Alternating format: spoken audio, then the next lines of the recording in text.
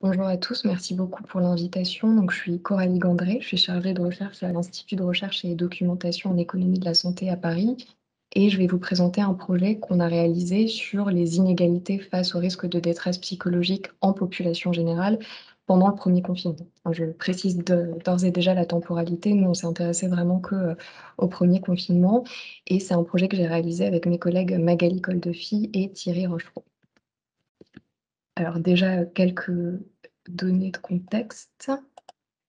Alors je ne vais pas revenir, sur le contexte pandémique que vous connaissez tous, mais c'était plus, voilà, pour repréciser le moment de cette recherche. C'est une recherche qu'on a réalisée donc, à partir enfin, à laquelle on a commencé à penser à partir de mars 2020, donc dans une période où il y avait, une augmentation vraiment exponentielle du nombre de cas et de décès, avec un risque de saturation du système de santé hospitalier et la mise en place de tout un tas de mesures pour essayer de contrer, la pandémie qui ont culminé avec un confinement total. Et donc dans ce contexte, nous, notre hypothèse de départ, c'est que, au-delà du côté protecteur sur la santé des populations du confinement, il y avait pu avoir des impacts, délétères sur la santé mentale des populations. Alors bien sûr, dans un contexte pandémique dont il faut tenir compte et aussi avec tout un tas de facteurs associés, liés aux conditions matérielles du confinement, à la dégradation de la situation socio-économique, au soutien social, et cetera. Et donc cette hypothèse de départ, on l'a pas, forcément tirée de notre chapeau non plus parce que je sais que, par exemple, monsieur Planck est pas forcément enfin, la trouve un peu catastrophiste, cette hypothèse-là. Mais en fait, elle est basée sur des publications, Princeps, à l'époque, dont on a déjà un peu parlé dans la présentation précédente, mais notamment une rapide review sur l'impact de la quarantaine sur la santé mentale dans des contextes, pandémiques précédents, donc notamment la crise, du SRAS ou de l'Ebola. Et du coup, je rappelle aussi la différence qu'il faut faire entre quarantaine et confinement qui n'a peut-être pas été faite dans la présentation précédente. C'est quand même 2 choses assez différentes. La quarantaine, c'est sur des personnes infectées ou des cas contacts et donc, à l'époque, il y avait vraiment que des données sur ce type de situation, ce qui reste assez différent d'un contexte de confinement qui imposait,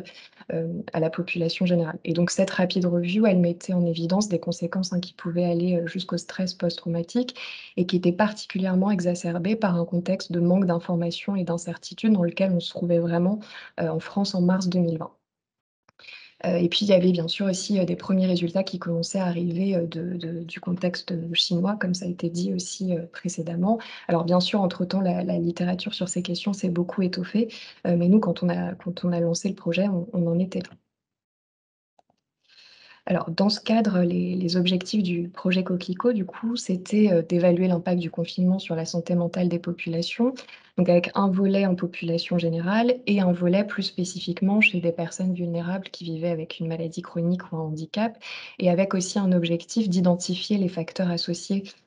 à un impact sur la santé mentale, donc ce que j'ai dit précédemment, les conditions matérielles du confinement, par exemple, la situation socio-économique, l'accès aux soins et donc ce sont aussi devenus dans le cadre du projet, Coquelicot des objets de recherche en eux-mêmes dont se sont emparés, d'autres, de mes collègues pour développer des projets de recherche, associés et puis il y avait aussi une volonté, de comparer un peu nos résultats à ceux d'autres pays européens et en particulier la Belgique puisqu'on a développé, les questionnaires du projet, Coquelicot avec une équipe de l'Université catholique de Louvain et le projet est aussi inclus, dans le Covid-Mind Research Network qui a pour objectif de mettre en commun un peu à la fin de la pandémie, les résultats issus des différentes recherches. Donc là, je vous ai mis en vert les objectifs sur lesquels je vais me centrer aujourd'hui. Donc essentiellement, l'impact sur la santé mentale en population générale, même si je dirais quelques mots aussi de l'impact sur les personnes qui vivent avec une maladie chronique ou un handicap et puis, sur l'identification, des facteurs associés. Alors pour ce qui est de la méthode, donc pour nous, c'était vraiment très important en fait d'essayer de faire quelque chose, enfin une enquête représentative. Parce que je pense que ça vous a pas échappé, il y a eu énormément, hein, de recherches finalement qui se sont développées un peu en parallèle sur ce sujet. Et il y a eu un papier dans Lancet, Psychiatry qui a souligné le fait que des fois ça avait été développé très rapidement sans se poser la question de qui, étaient les répondants et est-ce qu'ils étaient, représentatifs et est-ce qu'on pouvait, extrapoler les résultats. Donc nous, voilà, c'était vraiment important pour nous de pouvoir garantir la représentativité et en même temps d'être réactif et donc pour être réactif, on était obligé, dans un contexte de confinement où les contacts en face à face étaient interdits, de passer par des questionnaires en ligne. Donc dans Coquelicot, il y a Click, hein, et ces questionnaires en ligne, en fait, ils ont été envoyés aux répondants de l'enquête santé européenne, l'enquête EHIS qui est une enquête menée par la direction, interministérielle de la recherche, des études et des statistiques et l'IRDES, en 2019, hein. C'est devenu l'une des seules grandes enquêtes en population générale sur la santé, la couverture santé et l'accès aux soins en France et en fait, elle possède la caractéristique d'avoir une base, de répondants qui sont, sélectionnés pour être représentatifs de la population, générale française et donc nous, on a eu l'opportunité de pouvoir les recontacter ensuite dans cette post-enquête Coquelicot et la seule petite différence, c'est que le projet Coquelicot a été limité aux personnes majeures, hein, pour des questions, d'autorisation, à obtenir pour les personnes mineures qui étaient vraiment trop compliquées dans un temps, où il fallait être vraiment très, très réactif. Alors c'est une enquête qui a été réalisée en plusieurs vagues, alors, toujours en se centrant, autour du premier confinement, parce que comme je l'ai dit, ensuite, il y a eu beaucoup d'autres travaux qui ont pris le relais et donc nous, on s'est vraiment arrêtés au 1er confinement. Alors la première vague, c'était, du 3 au 14 avril 2020 et puis ensuite il y a eu une autre vague, à la fin du mois d'avril qui, elle, était plus centrée sur l'accès aux soins et la situation socio-économique des personnes et enfin une dernière vague qui, s'intéressait à nouveau à la santé mentale suite, au déconfinement, du printemps 2020 et donc, les résultats que je vais vous présenter aujourd'hui sont essentiellement ceux de la première vague. Donc,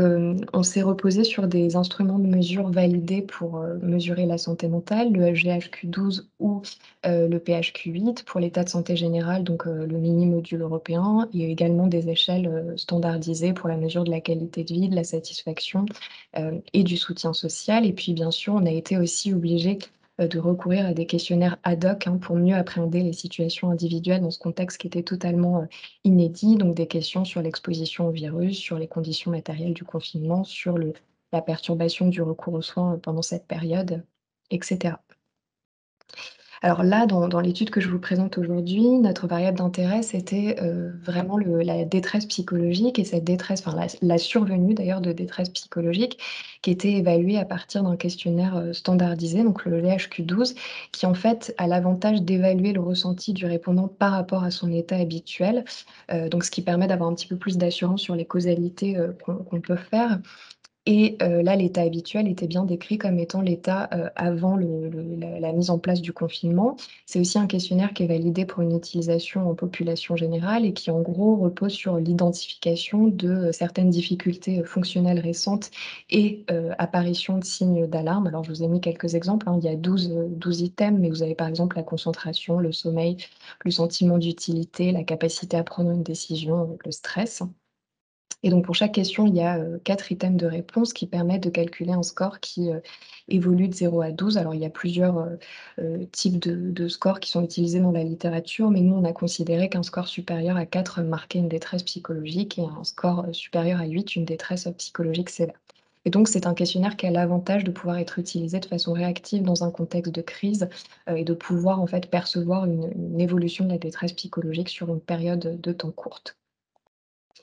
Alors pour le plan d'analyse de l'étude que je vous présente aujourd'hui, on a fait une analyse descriptive de la survenue de détresse psychologique et de ses dimensions, les plus impactées et donc là, on peut parler de prévalence parce qu'on est, donc dans un échantillon, qui est, représentatif de la population générale. Après, comme ça a été d'ailleurs, dit dans la présentation précédente, quand on a un questionnaire en ligne, même si on est dans un échantillon représentatif, on a quand même un taux de réponse qui est, assez faible. Donc on a dû faire un calage, sur marge additionnels pour permettre de reproduire les distributions de la population générale sur le sexe, l'âge et le niveau d'études. Et ensuite, on a conduit une analyse multivariée, donc où on a introduit la survenue de détresse psychologique en variable binaire comme variable d'intérêt dans la régression logistique et on a considéré 3 grands types de facteurs sur lesquels on avait une hypothèse, d'association avec la survenue de détresse psychologique au cours du confinement, qui sont les facteurs liés à la vulnérabilité à l'épidémie, les facteurs liés aux conditions du confinement et à ses conséquences pratiques. Alors c'est des regroupements parfois un peu artificiels, mais ça nous permettait, voilà, de bien poser nos hypothèses de recherche. Alors pour ce qui est des résultats, on a observé donc la survenue de détresse psychologique chez 33 des répondants, dont 12 présentaient une détresse psychologique sévère et ce que vous pouvez observer sur le graphique ici, c'est qu'il y avait certaines dimensions qui étaient, davantage impactées que d'autres, hein, notamment, tout ce qui était, le fait de ressentir de la tension, du stress, les problèmes de sommeil, les problèmes de concentration et le sentiment d'être, malheureux ou déprimé, hein, qui était, systématiquement supérieur à 30 dans notre échantillon. Alors ensuite, pour les résultats de l'analyse multivariée, donc du premier type de facteurs considérés, les facteurs liés à la vulnérabilité à l'épidémie. Alors je vais essayer de vous accompagner un peu dans la lecture du graphique, sachant que tous les graphiques sont présentés de la même façon, donc je vais le faire une fois pour toutes. À chaque fois, on présente les odds ratios ajustés. Donc quand l'odds ratio ajusté est supérieur à 1 et que l'intervalle de confiance n'inclut pas 1, vous voyez 1 c'est la petite barre bleue au milieu, ça veut dire que le facteur est associé à un surrisque de détresse psychologique. Et au contraire, quand l'odds ratio ajusté est inférieur à 1 et que son intervalle de confiance n'inclut pas 1, c'est que, le facteur est associé à un moindre risque de survenue de détresse psychologique. Donc ici, ce qui est marquant, particulièrement marquant, c'est, le fort sur-risque de survenue de détresse psychologique chez les femmes et ça, c'est un résultat qui est extrêmement stable dans la littérature, hein, qu'on retrouve dans absolument toutes les études, en France et à l'étranger. Alors il y a plusieurs hypothèses pour l'expliquer, notamment le fait que, voilà, les femmes sont plus sensibles à une dégradation de leur état de santé mentale, mais aussi qu'elles se sont retrouvées pendant le premier confinement avec une charge mentale beaucoup plus importante, notamment en devant gérer parfois le télétravail, et l'école à la maison. Et donc on voit qu'en fait, le fait d'être un homme et c'est aussi observé pour le fait d'avoir un âge élevé qui finalement sont des facteurs de risque, de faire une forme d'infection plus sévère à la Covid-19 n'était pas associé à un surrisque de survenue de détresse psychologique. Alors ça pourrait être lié aussi au fait que le confinement a pu avoir un effet rassurant sur ces populations à risque, hein, puisqu'elles se sentaient, dès lors moins exposées, au virus et puis il est possible aussi que les personnes âgées étaient moins impactées dans leur activité, habituelle par le confinement que, les personnes actives notamment. Alors le score d'exposition au virus, en fait, c'était un score qui, intégrait à la fois le fait de penser, avoir eu le Covid, mais aussi comme on avait des effectifs très faibles, à l'époque de personnes infectées, aussi le fait d'avoir une activité professionnelle exposant particulièrement au virus ou avoir eu des personnes de son entourage qui ont été infectées par le virus. Eh bien, ce score, il était aussi, associé à un surrisque enfin, plus ce score était élevé, plus on était exposé, plus, on avait un risque important de survenue de détresse psychologique. Les personnes qui avaient un problème de santé chronique, étaient, également, à plus fort risque de développer une détresse psychologique, hein, malgré l'effet potentiellement protecteur, du confinement sur le sentiment d'exposition et ça pourrait être lié, je reviendrai un peu là-dessus un peu plus tard, au fait que, elles ont aussi eu des difficultés d'accès à leur suivi, de santé habituel, hein, qui sont généralement assez indispensables quand on a une maladie chronique et que ça a pu générer, une certaine détresse chez elles. Et puis le fait d'avoir eu déjà, quelques problèmes de santé mentale, marqués alors de façon assez approximative, hein, mais par la consultation d'un professionnel de santé mentale dans les 12 mois précédents, était aussi associé à un surrisque de survenue de détresse psychologique. Pour les facteurs liés aux conditions du confinement, donc ce qu'on observe de façon aussi assez marquée, c'est le fait que, rapporté à un soutien social faible, en comparaison au fait de déclarer un soutien social élevé était associé à un fort sur-risque de détresse psychologique, hein, qu'on n'observait pas, par contre quand on comparait un soutien social modéré à un soutien social élevé. Mais c'était, confirmé par une échelle de solitude qui est une échelle dont plus le score augmente, plus elle traduit une solitude ressentie importante et donc on voit ici que le fait d'avoir de se sentir, seul pendant le confinement était associé à un surrisque de survenue de détresse psychologique. Le nombre de personnes dans le foyer de confinement n'était pas associé, au risque de détresse psychologique. Par contre, la surface disponible par occupant du foyer de confinement était associée et donc plus on était dans un logement suroccupé, plus on avait un risque de survenue de détresse psychologique important. Et donc pour le troisième type de facteurs étudiés, donc les facteurs liés aux conséquences pratiques du confinement, nous dans notre étude, on n'a pas mis en évidence un rôle de la situation, vis-à-vis de l'emploi suite au confinement, donc le fait par exemple d'être mis au chômage ou en arrêt de travail. Alors notre hypothèse sur, cette absence d'association qui est un peu contre-intuitive, c'est qu'aussi en fait, voilà, l'étude a été réalisée vraiment dans les premiers temps du confinement, où il y a quand même eu des mesures de protection, notamment des salaires, avec tout ce qui est, chômage technique et chômage partiel, qui ont été assez fortes et qui ont pu préserver, du coup les personnes sur ces aspects-là et elles ont pu au contraire peut-être profiter de ce temps, pour se recentrer sur leur famille. Il y a peut-être des personnes pour lesquelles, ça a été, bénéfique. Par contre, quand on regarde spécifiquement les personnes dont la situation financière, enfin la situation financière de leur foyer, s'est dégradée au cours du confinement, on voit qu'il y avait, un fort, risque de survenue de détresse psychologique et qui était également observé chez les personnes qui passaient, beaucoup de temps sur les réseaux sociaux, donc peut-être lié à la consommation, d'informations anxiogènes Et puis, aussi les personnes qui ont eu du mal à maintenir leurs activités de loisirs, donc par exemple sportives ou culturelles, hein, y compris, en les réalisant, en ligne, elles aussi ont eu plus, de détresse psychologique quand elles ont eu plus de difficultés à maintenir, ces activités-là. Alors quelques mots de discussion. Donc en synthèse, dans notre étude, qui se veut représentative de la population générale, hein, on a observé un tiers, de la population française qui avait une survenue de détresse psychologique dans au début de la mise en place, du premier confinement. Et si le fait d'être exposé au virus, hein, constitue bien un facteur de risque, finalement les conditions et les conséquences du confinement semblent, jouer le rôle le plus marqué. Et notre étude permettait déjà à l'époque d'identifier, des 1 populations vulnérables, notamment donc les femmes, les personnes vivant avec une maladie chronique, celles bénéficiant d'un faible soutien social, celles confinées dans des logements suroccupés et celles qui avaient eu une dégradation de leur situation financière au cours du confinement. Donc finalement, ce qui est très frappant, c'est que, ce confinement, il semble affecter plus fortement des populations qui étaient déjà vulnérables, par ailleurs et donc renforcer des inégalités, préexistantes. Et donc j'ai déjà mentionné le fait qu'il y avait eu beaucoup d'études qui s'étaient, développées sur la même thématique, mais d'un certain côté, c'est aussi quelque chose de positif parce que ça permet de tester un peu la stabilité des résultats. Et moi, ce que j'ai observé, hein, dans toutes les études que j'ai lues, c'est que vraiment les résultats étaient d'une grande stabilité, quels que soient les modes d'échantillonnage et d'analyse des données. Et donc nos résultats, ils venaient notamment confirmer ceux d'autres études qui avaient choisi des plans d'échantillonnage un petit peu différents. Et par ailleurs qui, identifie aussi des populations que nous, on n'avait pas pu, enfin qu'on n'a pas étudiées dans notre recherche. Donc par exemple, je j'ai pas cité la recherche précédente, mais elle a bien montré le rôle sur les étudiants. Il y a aussi, les télétravailleurs, les parents de jeunes enfants et les personnes en situation de handicap, qui avaient un surrisque de détresse psychologique comme, montré dans d'autres études. Alors, notre étude, elle suggérait, quelques points de vigilance, hein, le développement d'actions ciblées à destination de ces populations, notamment pour favoriser leur accès aux soins de santé mentale. Mais cela dit, il faut que derrière, l'offre, soit en capacité d'absorber la demande et voilà et l'augmentation de la demande et il semble que c'est pas forcément le cas à l'heure actuelle en France. Et puis, nos résultats, ils suggéraient aussi de modérer l'impact social et économique, hein, des nouvelles mesures sanitaires et je pense que ça a été, relativement bien, pris en compte dans le pardon, j'ai perdu le partage d'écran, je ne sais pas si,